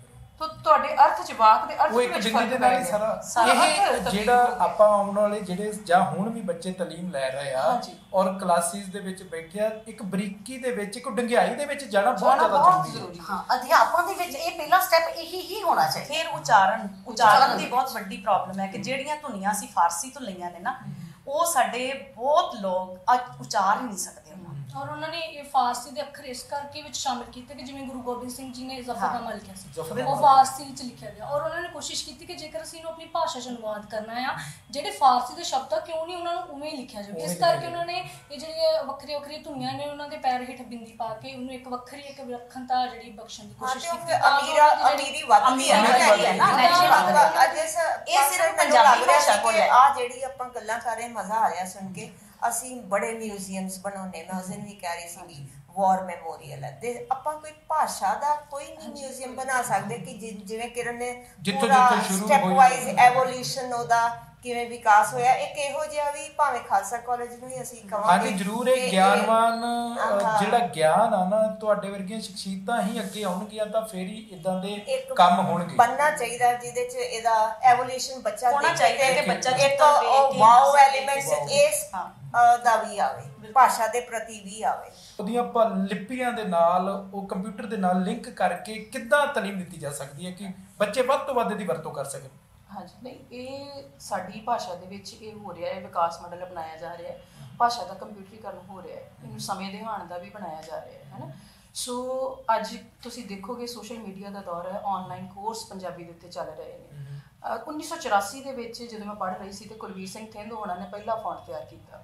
ਉਸ ਤੋਂ ਬਾਅਦ ਜਗਮੇਜਰ ਸਿੰਘ ਜੌਹਲ ਹੋਣਾ ਨੇ ਫੌਂਟ ਕਨਵਰਟਰ ਤਿਆਰ ਕਰ ਦਿੱਤਾ। ਗੁਰੂ ਗ੍ਰੰਥ ਸਾਹਿਬ ਜਿਹੜਾ ਹੈ ਉਹ ਸਾਡਾ ਆ ਚੁੱਕਾ ਹੈ, ਪੂਰਾ ਇਸ ਤਰੀਕੇ ਨਾਲ ਕੰਪਿਊਟਰੀਕਰਨ ਦਾ ਹੋ ਚੁੱਕਾ ਹੈ। ਸੋ ਸਾਡੇ ਕੋਲ ਬਹੁਤ ਕੁਝ ਹੈ।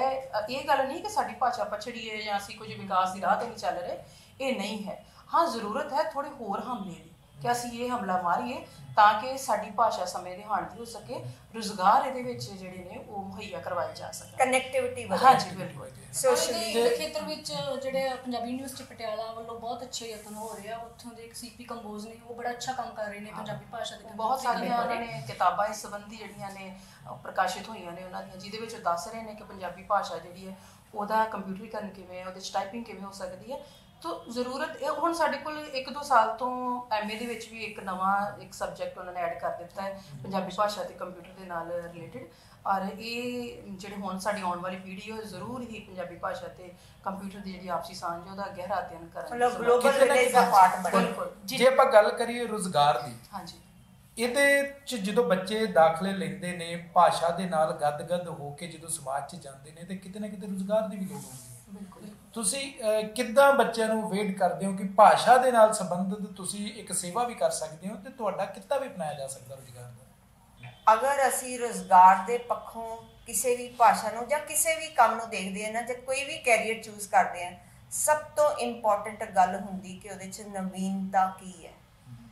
ਭਾਸ਼ਾ ਦਾ ਟੈਕਨੋਲੋਜੀ ਦੇ ਨਾਲ ਵੀ ਅਸੀਂ ਲਿੰਕ ਕਰ ਦਿੱਤਾ, ਪਰ ਮੈਂ ਆਪਣੇ ਬੱਚਿਆਂ ਤੱਕ ਜਾਂ ਜਿਨ੍ਹਾਂ ਨੇ ਅੱਗੋਂ ਨੌਕਰੀਆਂ 'ਚ ਪੈਣਾ ਉਹਦੇ ਲਈ ਨਵੀਂ ਗੱਲ ਇਸ ਖੇਤਰ ਦੇ ਵਿੱਚ ਕੀ ਕਰ ਰਹੀ ਹਾਂ ਉਹ ਬਹੁਤ ਜ਼ਰੂਰੀ ਹੈ। ਸੋ ਨਵੀਆਂ ਸੋਚ ਨੂੰ, ਨਵੇਂ ਵਿਚਾਰਾਂ ਨੂੰ, ਨਵੀਂ ਟੈਕਨੀਕਸ ਨੂੰ, ਉਹਨੂੰ ਪ੍ਰੈਕਟੀਕਲੀ ਇੱਕ ਸ਼ੇਪ ਦੇਣੀ ਪਊਗੀ, ਰੂਪ ਦੇਣਾ ਪਊਗਾ, ਤਾਂ ਕਿ ਬੱਚੇ ਉਹਦੇ 'ਚ ਹੋਰ ਆਈਡੀਆਜ਼ ਲੈ ਕੇ ਆਉਣ, ਹੋਰ ਉਹਦੇ 'ਚ ਨਵੀਨਤਾ ਲੈ ਕੇ ਆਉਣ, ਔਰ ਉਨਾ ਹੀ ਉਹਦਾ ਰੁਜ਼ਗਾਰ ਜਿਹੜਾ ਉਹ ਵੱਧਦਾ। ਅਧਿਆਪਕ ਨੂੰ ਕਿੱਦਾਂ ਦਾ ਬੱਚਿਆਂ ਨੂੰ ਤਾਲੀਮ ਦੇਣੀ ਚਾਹੀਦੀ ਹੈ ਕਿ ਆਹ ਸਾਹਿਤ ਪੜ੍ਹੋ, ਆਹ ਪੜ੍ਹੋ, ਔਰ ਉਹਦਾ ਇੱਕ ਰਿਸ਼ਤਾ ਜਿਹੜਾ ਵਾ ਵਿਦਿਆਰਥੀ ਤੇ ਅਧਿਆਪਕ ਦਾ ਪੰਜਾਬੀ ਭਾਸ਼ਾ ਨੂੰ ਲੈ ਕੇ ਕਿੱਦਾਂ ਦਾ ਹੋਣਾ ਚਾਹੀਦਾ? ਦੇਖੋ ਜੀ, ਜਦੋਂ ਵੀ ਅਧਿਆਪਕ ਪੰਜਾਬੀ ਭਾਸ਼ਾ ਪ੍ਰਤੀ ਬੱਚੇ ਨੂੰ ਮਤਲਬ ਤਾਲੀਮ ਦੇਣੀ ਸ਼ੁਰੂ ਕਰਦਾ ਹੈ ਤਾਂ ਸਭ ਤੋਂ ਪਹਿਲਾਂ ਉਹਦੇ ਵਿੱਚ ਜਿਹੜੀ ਇੱਕ ਸੌੜੀ ਮਾਨਸਿਕਤਾ ਬਣੀ ਹੋਈ ਹੈ ਸਾਡੀ ਪੰਜਾਬੀ ਭਾਸ਼ਾ ਪ੍ਰਤੀ, ਕਿ ਪੰਜਾਬੀ ਜਿਹੜੇ ਰਫ ਹੈ, ਗਵਾਰਾ ਲਾਊਡ ਨੇ, ਹੈ ਨਾ, ਇਹ ਵਾਲੀ ਉਹ 'ਚੋਂ ਕੱਢਣੀ ਚਾਹੀਦੀ ਹੈ ਕਿ ਉਹ ਮਾਨਸਿਕਤਾ ਤੋਂ ਛੁੱਟ ਸਕੇ, ਹੈ ਨਾ। ਕਿ ਬੱਚੇ ਨੂੰ ਇਹ ਅਹਿਸਾਸ ਕਰਾਉਣਾ ਚਾਹੀਦਾ ਹੈ ਕਿ ਜੇਕਰ ਤੂੰ ਆਪਣੀ ਮਾਤ ਭਾਸ਼ਾ ਨੂੰ ਚੰਗੀ ਤਰ੍ਹਾਂ ਜਾਣਦਾ ਹੈ ਤਾਂ ਤੂੰ ਆਪਣੇ ਪੂਰੇ ਵਿਰਸੇ ਨੂੰ ਚੰਗੀ ਤਰ੍ਹਾਂ ਜਾਣ ਸਕਦਾ ਹੈ। ਰਸ਼ੀਆ ਦੇ ਵਿੱਚ ਇੱਕ ਖਿੱਤਾ ਹੈਗਾ, ਇੱਕ ਇਲਾਕਾ ਹੈ ਦਾਗਿਸਤਾਨ, ਉਹਦੇ ਵਿੱਚ ਕਿ ਉੱਥੇ ਇਹ ਮੰਨਿਆ ਜਾਂਦਾ ਕਿ ਜਿਹੜਾ ਬੰਦਾ ਆਪਣੀ ਪੰਜਾਬੀ ਭਾਸ਼ਾ ਨੂੰ ਭੁੱਲਦਾ ਹੈ ਨਾ, ਉਹ ਮਤਲਬ ਉਹਦੀ ਹੋਂਦ ਹੀ ਖਤਮ ਹੁੰਦੀ ਆ। ਉੱਥੇ ਮੰਨਿਆ ਜਾਂਦਾ ਹੈ ਕਿ ਜੇਕਰ ਕੋਈ ਆਪਸ 'ਚ ਲੜਾਈਆਂ ਕਰਦੇ ਨਾ ਔਰਤਾਂ, ਤਾਂ ਉਹ ਇੱਕ ਦੂਜੇ ਨੂੰ ਜੇਕਰ ਗਾਲ ਦੇਣੀ ਆ ਤਾਂ ਇਹ ਗਾਲ ਦਿੰਦੇ ਆ, ਜਾਂ ਤੈਨੂੰ ਤੇਰੀ ਮਾਤ ਭਾਸ਼ਾ ਭੁੱਲ ਜਾ। ਸੋ ਇਹਦਾ ਮਤਲਬ ਇਹ ਹੈ ਕਿ ਜੇਕਰ ਤੁਸੀਂ ਆਪਣੀ ਮਾਤ ਭਾਸ਼ਾ ਭੁੱਲ ਰਹੇ ਹੋ ਤਾਂ ਤੁਸੀਂ ਆਪਣਾ ਪੂਰਾ ਵਿਰਸਾ, ਜਿਹੜੇ ਇੰਨੇ ਅਮੀਰ ਵਿਰਸਾ ਨੂੰ ਭੁੱਲ ਰਹੇ ਹੋ। ਸੋ ਬੱਚਿਆਂ ਦੇ ਵਿੱਚ ਸਭ ਤੋਂ ਪਹਿਲਾਂ ਸਾਨੂੰ ਜਿਹੜੀ ਆ ਪੰਜਾਬੀ ਪ੍ਰਤੀ ਜਿਹੜੀ ਮਾਨਸਿਕਤਾ, ਜਿਹੜੀ ਸੰਕੀਰਣ ਮਾਨਸਿਕਤਾ ਬਣੀ ਹੋਈ ਹੈ, ਉਹਦੇ ਪ੍ਰਤੀ ਜਿਹੜਾ ਹੈ ਸਭ ਤੋਂ ਪਹਿਲਾਂ ਜਾਗਰੂਕ ਕਰਨ ਦੀ ਕੋਸ਼ਿਸ਼ ਕਰਨੀ ਚਾਹੀਦੀ ਹੈ। ਔਰ ਜੇਕਰ ਅਸੀਂ ਅਧਿਆਪਨ ਵਾਲੇ ਪਾਸੇ ਆਉਂਦੇ ਹਾਂ ਤੇ ਸਾਨੂੰ ਕੋਸ਼ਿਸ਼ ਕਰਨੀ ਚਾਹੀਦੀ ਹੈ ਕਿ ਪਹਿਲਾਂ ਬੱਚਿਆਂ ਨੂੰ ਵੀ ਖੁੱਲ੍ਹ ਦਿੱਤੀ ਜਾਵੇ, ਉਹ ਸਾਡੇ ਨਾਲ ਖੁੱਲ੍ਹ ਕੇ ਗੱਲ ਕਰ ਸਕਣ, ਉਹਨਾਂ ਵਿੱਚ ਸੰਵਾਦ ਦੀ ਵਿਧੀ ਕਾਇਮ ਕਰਨੀ ਚਾਹੀਦੀ ਆ। ਉਹ ਕਿਤੇ ਡਰੇ ਨਾ ਰਹਿਣ ਕਿ ਅਸੀਂ ਪੁੱਛਾਂਗੇ ਤਾਂ ਪਤਾ ਨਹੀਂ ਕੀ ਹੋ ਜਾਏਗਾ। ਕੁਝ ਨਾ ਪੁੱਛਣ ਨਾਲੋਂ, ਕੁਝ ਗਲਤ ਪੁੱਛਣ ਨਾਲੋਂ ਚੰਗਾ ਹੁੰਦਾ ਹੈ, ਕੁਝ ਨਾ ਪੁੱਛਣ ਨਾਲੋਂ ਕੁਝ ਗਲਤ ਪੁੱਛਿਆ ਚੰਗਾ ਹੁੰਦਾ ਹੈ। ਕੋਈ ਪ੍ਰਮੋਟ ਕਰੋ ਕਿ ਉਹ ਸਵਾਲ ਵੀ ਪੁੱਛੇ, ਆਪਣੀ ਭਾਸ਼ਾ 'ਚ ਵੀ ਪੁੱਛੇ, ਲਿਖਣਾ ਵੀ ਗੱਲ ਕਰ ਸਕੇ, ਆਪਣੇ ਅੰਦਰ ਦੇ ਗਿਆਨ ਨੂੰ ਬਾਹਰ ਕੱਢੇ ਤੇ ਗਿਆਨ ਲਊਗਾ ਨਾ। ਤੁਲਨਾਤਮਕ ਵਿਧੀ ਰਾਹੀਂ ਵੀ ਪੜਾਉਣਾ ਚਾਹੀਦਾ ਹੈ ਕਿ ਆਪਾਂ ਆਪਣਾ ਲਿਟਰੇਚਰ ਪੜ੍ਹਾ ਰਹੇ ਹਾਂ ਅਗਰ, ਤੇ ਸਾਨੂੰ ਦੂਜੇ ਲਿਟਰੇਚਰ ਵੀ ਅਧਿਆਪਕ ਕੋਲ ਇੰਨੀ ਯੋਗਤਾ ਹੋਣੀ ਚਾਹੀਦੀ ਹੈ ਕਿ ਉਹ ਹੋਰ ਭਾਸ਼ਾਵਾਂ ਨੂੰ ਵੀ ਪੜ੍ਹੇ, ਉਹਨਾਂ ਦੇ ਲਿਟਰੇਚਰ ਨੂੰ ਉਹਦੇ ਨਾਲ ਮੈਚ ਕਰਕੇ, ਬਾਕੀ ਜੀਵਨ ਨਾਲ ਮੈਚ ਕਰਕੇ ਬੱਚੇ ਨੂੰ ਪੜ੍ਹਾਵੇ। ਸਾਹਿਤ ਹੈ, ਛੋਟੀਆਂ ਉਦਾਹਰਨਾਂ ਡੇਲੀ ਰੂਟੀਨ ਦੀ ਲਾਈਫ 'ਚ ਲੈ ਕੇ ਉਹਨਾਂ ਨਾਲ ਲਿੰਕ ਕੀਤਾ ਉਦਾਹਰਨਾਂ ਸਮਾਜ 'ਚ ਪਈਆਂ, ਸਮਾਜ ਦਾ ਸ਼ੀਸ਼ਾ ਕਹਿੰਦੇ ਆ ਨਾ ਅਸੀਂ ਲਿਟਰੇਚਰ ਨੂੰ। ਬੇਸ਼ੱਕ ਲਿਟਰੇਚਰ ਦਾ ਸਾਹਿਤ ਜਿਹੜਾ ਹੈ ਉਹ ਜੀਵਨ ਦੀ ਪੇਸ਼ਕਾਰੀ ਹੈ ਨਾ, ਉਹਦੇ ਵਿੱਚ ਜਿਹੜੇ ਸ਼ਬਦ ਲਿਖੇ ਨੇ ਉਹ ਬੇਸ਼ੱਕ ਟੈਕਸਟ ਦੇ ਵਿੱਚ ਨੇ, ਪਾਠ ਦੇ ਵਿੱਚ ਨੇ, ਪਰ ਉਹਨਾਂ ਦੇ ਅਰਥ ਕਿੱਥੇ ਬਾਹਰ ਪੈਂਦੇ। ਤੁਸੀਂ ਹੁਣੇ ਕਹਿ ਵੀ ਰਹੇ ਸੀ ਕਿ ਸੁਰਜੀਤ ਪਾਤਰ ਦੀ ਸੋਚ ਉੱਥੇ ਸ਼ੁਰੂ ਹੁੰਦੀ ਜਿੱਥੇ ਆਮ ਬੰਦੇ ਦੀ ਖਤਮ ਹੁੰਦੀ ਹੈ, ਜਿੱਥੇ ਫੁੱਲ ਸਟਾਪ ਲੱਗਾ ਹੁੰਦਾ। ਰਾਈਟਰ ਦਾ ਅਗਾਂਹ ਵਧੂ ਸੋਚ ਦਾ ਇਹੀ ਫਰਕ ਹੈ ਕਿ ਇੱਕ ਤੇ ਸੈਂਸਿਟਿਵ ਬੜੇ ਹੁੰਦੇ, ਉਹਨਾਂ ਨੂੰ ਅਹਿਸਾਸ ਹੁੰਦਾ ਕਿ ਕਿਹੋ ਜਿਹੀ ਸਮੇਂ ਦੀ ਮੰਗ ਹੈ, ਦੂਸਰਾ ਉਹ ਤੁਹਾਡੇ ਨਾਲੋਂ ਤੇ ਜ਼ਿਆਦਾ ਸੋਚ ਸਕਦੇ ਆ ਔਰ ਉਹਨੂੰ ਸ਼ਬਦਾਂ ਦੀ ਲੜੀ ਦੇ ਵਿੱਚ ਪਰੋ ਸਕਦੇ ਆ। ਔਰ ਵਿਦਿਆਰਥੀਆਂ ਨੂੰ ਕਿਤੇ ਨਾ ਕਿਤੇ ਤੋਂ ਸਟਾਰਟ ਕਰਕੇ ਫਿਰ ਇਸ ਸਿਰਮੌਰ ਬਣ ਜਾਂਦੇ ਆ। ਪਰ ਮੈਨੂੰ ਇੱਥੇ ਇਹ ਵੀ ਲੱਗਦਾ ਹੈ ਕਿ ਸਿਰਫ ਸੁਰਜੀਤ ਪਾਤਰ ਹੀ ਨਹੀਂ, ਸਾਡੇ ਕੋਲ ਬਹੁਤ ਅੱਛੇ ਤੋਂ ਅੱਛੇ ਕਵੀ ਹੋਰ ਵੀ ਬਹੁਤ ਨੇ, ਔਰ ਇਹ ਤਾਂ ਟੀਚਰ ਬੱਚੇ ਨੂੰ ਦੱਸੇਗਾ ਜੇ ਉਹਦੀ ਆਪਣਾ ਗਿਆਨ ਹੈਗਾ। ਦੇਖੋ ਇੱਕੋ ਹੀ ਨਾਵਲਕਾਰ ਸਾਡੇ ਕੋਲ ਗੁਰਦਿਆਲ ਸਿੰਘ ਨਹੀਂ ਹੈ, ਸਾਡੇ ਕੋਲ ਬਹੁਤ ਸਾਰੇ ਨਾਵਲਕਾਰ ਨੇ ਅੱਛੇ ਤੋਂ ਅੱਛੇ, ਦਲੀਪ ਕੌਰ ਟਿਵਾਣਾ, ਜਸਵੰਤ ਸਿੰਘ ਕੰਵਲ, ਸਮੇਂ ਤੇ ਮਤਲਬ ਜਿਨ੍ਹਾਂ ਨੇ ਬਹੁਤ ਅੱਛੇ ਯੋਗਦਾਨ ਦਿੱਤੇ ਨੇ, ਪਰ ਉਹ ਅਸੀਂ ਬੱਚੇ ਨੂੰ ਤਾਂ ਹੀ ਦੱਸਾਂਗੇ ਜੇ ਸਾਡਾ ਆਪਣਾ ਗਿਆਨ ਮਾਸਟ ਹੈ, ਆਪਣਾ ਵੀ ਹੈ। ਔਰ ਇਸ ਲਈ ਟੀਚਰ ਨੂੰ ਬਹੁਤ ਜ਼ਿਆਦਾ ਯੋਗਤਾ ਦਾ ਮਾਲਕ ਹੋਣਾ ਜ਼ਰੂਰੀ ਹੈ। ਆਪਣੀ ਭਾਸ਼ਾ ਦੇ ਨਾਵਲ ਜਾਂ ਕਿਤਾਬਾਂ ਵੀ ਪੜ੍ਹੇ, ਦੂਜੇ ਦੀਆਂ ਵੀ ਨਾਲ ਪੜ੍ਹੇ, ਉਹ ਤਾਂ ਫਿਰ ਪਤਾ ਲੱਗੇਗਾ, ਫਿਰ ਉਹਦੀ ਸੋਚ ਜਿਹੜੀ ਹੈ ਇੱਕ ਉਹਦੇ 'ਚ ਸਿੰਥੇਸਿਸ ਹੋਊਗਾ, ਉਹਦੇ 'ਚ ਨਵੀਨਤਾ ਹੋਊਗੀ। ਸੋ ਦੈਟ ਇਜ਼ ਉਹ ਬਹੁਤ ਇੰਪੋਰਟੈਂਟ ਹੈ। ਪੰਜਾਬੀ ਭਾਸ਼ਾ ਦੇ ਸਾਹਿਤ ਬਾਰੇ, ਮਤਲਬ ਇਹਦੀ ਅਮੀਰੀ ਬਾਰੇ ਬਾਬਾ ਨਜ਼ਮੀ ਪਾਕਿਸਤਾਨੀ ਸ਼ਾਇਰ ਹੋਏ, ਉਹ ਬੜਾ ਸੋਹਣਾ ਲਿਖਦੇ। ਉਹ ਕਹਿੰਦੇ ਕਿ ਜਿਹੜੇ ਆਖਣ ਵਿੱਚ ਪੰਜਾਬੀ ਵਸਤ ਨਹੀਂ, ਤਹਿਜ਼ੀਬ ਨਹੀਂ, ਪੜ੍ਹ ਕੇ ਵੇਖਣ ਵਾਰਿਸ ਬੁੱਲਾ ਬਾਹੂ ਲਾਲ ਪੰਜਾਬੀ। ਵੀ ਜਿਹੜੇ ਲੋਕ ਸਮਝਦੇ ਨੇ ਕਿ ਪੰਜਾਬੀ 'ਚ ਅਮੀਰੀ ਨਹੀਂ ਹੈਗੀ, ਪੰਜਾਬੀ 'ਚ ਵਸੀਕਾ ਨਹੀਂ ਹੈਗਾ, ਉਹ ਇੱਕ ਵਾਰੀ ਪੜ੍ਹ ਕੇ ਦੇਖਣ, ਵਾਰਿਸ ਨੂੰ ਪੜ੍ਹਨਾ, ਬੁੱਲੇ ਨੂੰ ਪੜ੍ਹਨਾ, ਬਾਹੂ ਨੂੰ ਪੜ੍ਹਨਾ, ਫਿਰ ਉਹਨਾਂ ਨੂੰ ਪਤਾ ਲੱਗੇ ਵੀ ਹਾਂ ਕਿੱਥੇ ਇੱਥੇ ਇਹਦੇ 'ਚ ਅਮੀਰੀ ਕਿੰਨੀ ਹੈ, ਇਹਦੇ 'ਚ ਕਿੰਨਾ ਖਜ਼ਾਨਾ ਭਰਿਆ ਪਿਆ ਆ, ਜੇ ਤੋਂ ਸਾਨੂੰ ਸਮਝ ਆ ਸਕੇ। ਕਿਤੇ ਨਾ ਕਿਤੇ ਕੁਤਾਈ ਕਰ ਜਾਂਦੇ ਹਾਂ ਅਸੀਂ ਪੜ੍ਹਨ ਦੀ, ਤੇ ਕਿਤੇ ਨਾ ਕਿਤੇ ਕੁਤਾਈ ਵਰਤ ਜਾਂਦੇ ਆ ਚੰਗਾ ਪੜ੍ਹਾਉਣ ਦੀ। ਜੇ ਕਿਤੇ ਇਹ ਸਾਡਾ ਸਿੱਧਾ ਵਿਦਿਆਰਥੀਆਂ ਦੇ ਨਾਲ ਕਨੈਕਸ਼ਨ ਹੋ ਜੇ ਕਿ ਅਸੀਂ ਚੰਗਾ ਪੜ੍ਹਾਉਣਾ ਤੇ ਚੰਗਾ ਪੜ੍ਹਨਾ, ਤੇ ਭਾਸ਼ਾ ਕੋਈ ਵੀ ਠਾ ਨਹੀਂ ਜਾ ਸਕਦੀ, ਦਿਨੋਂ ਦਿਨ ਤਰੱਕੀ ਕਰਦੀ ਹੈ।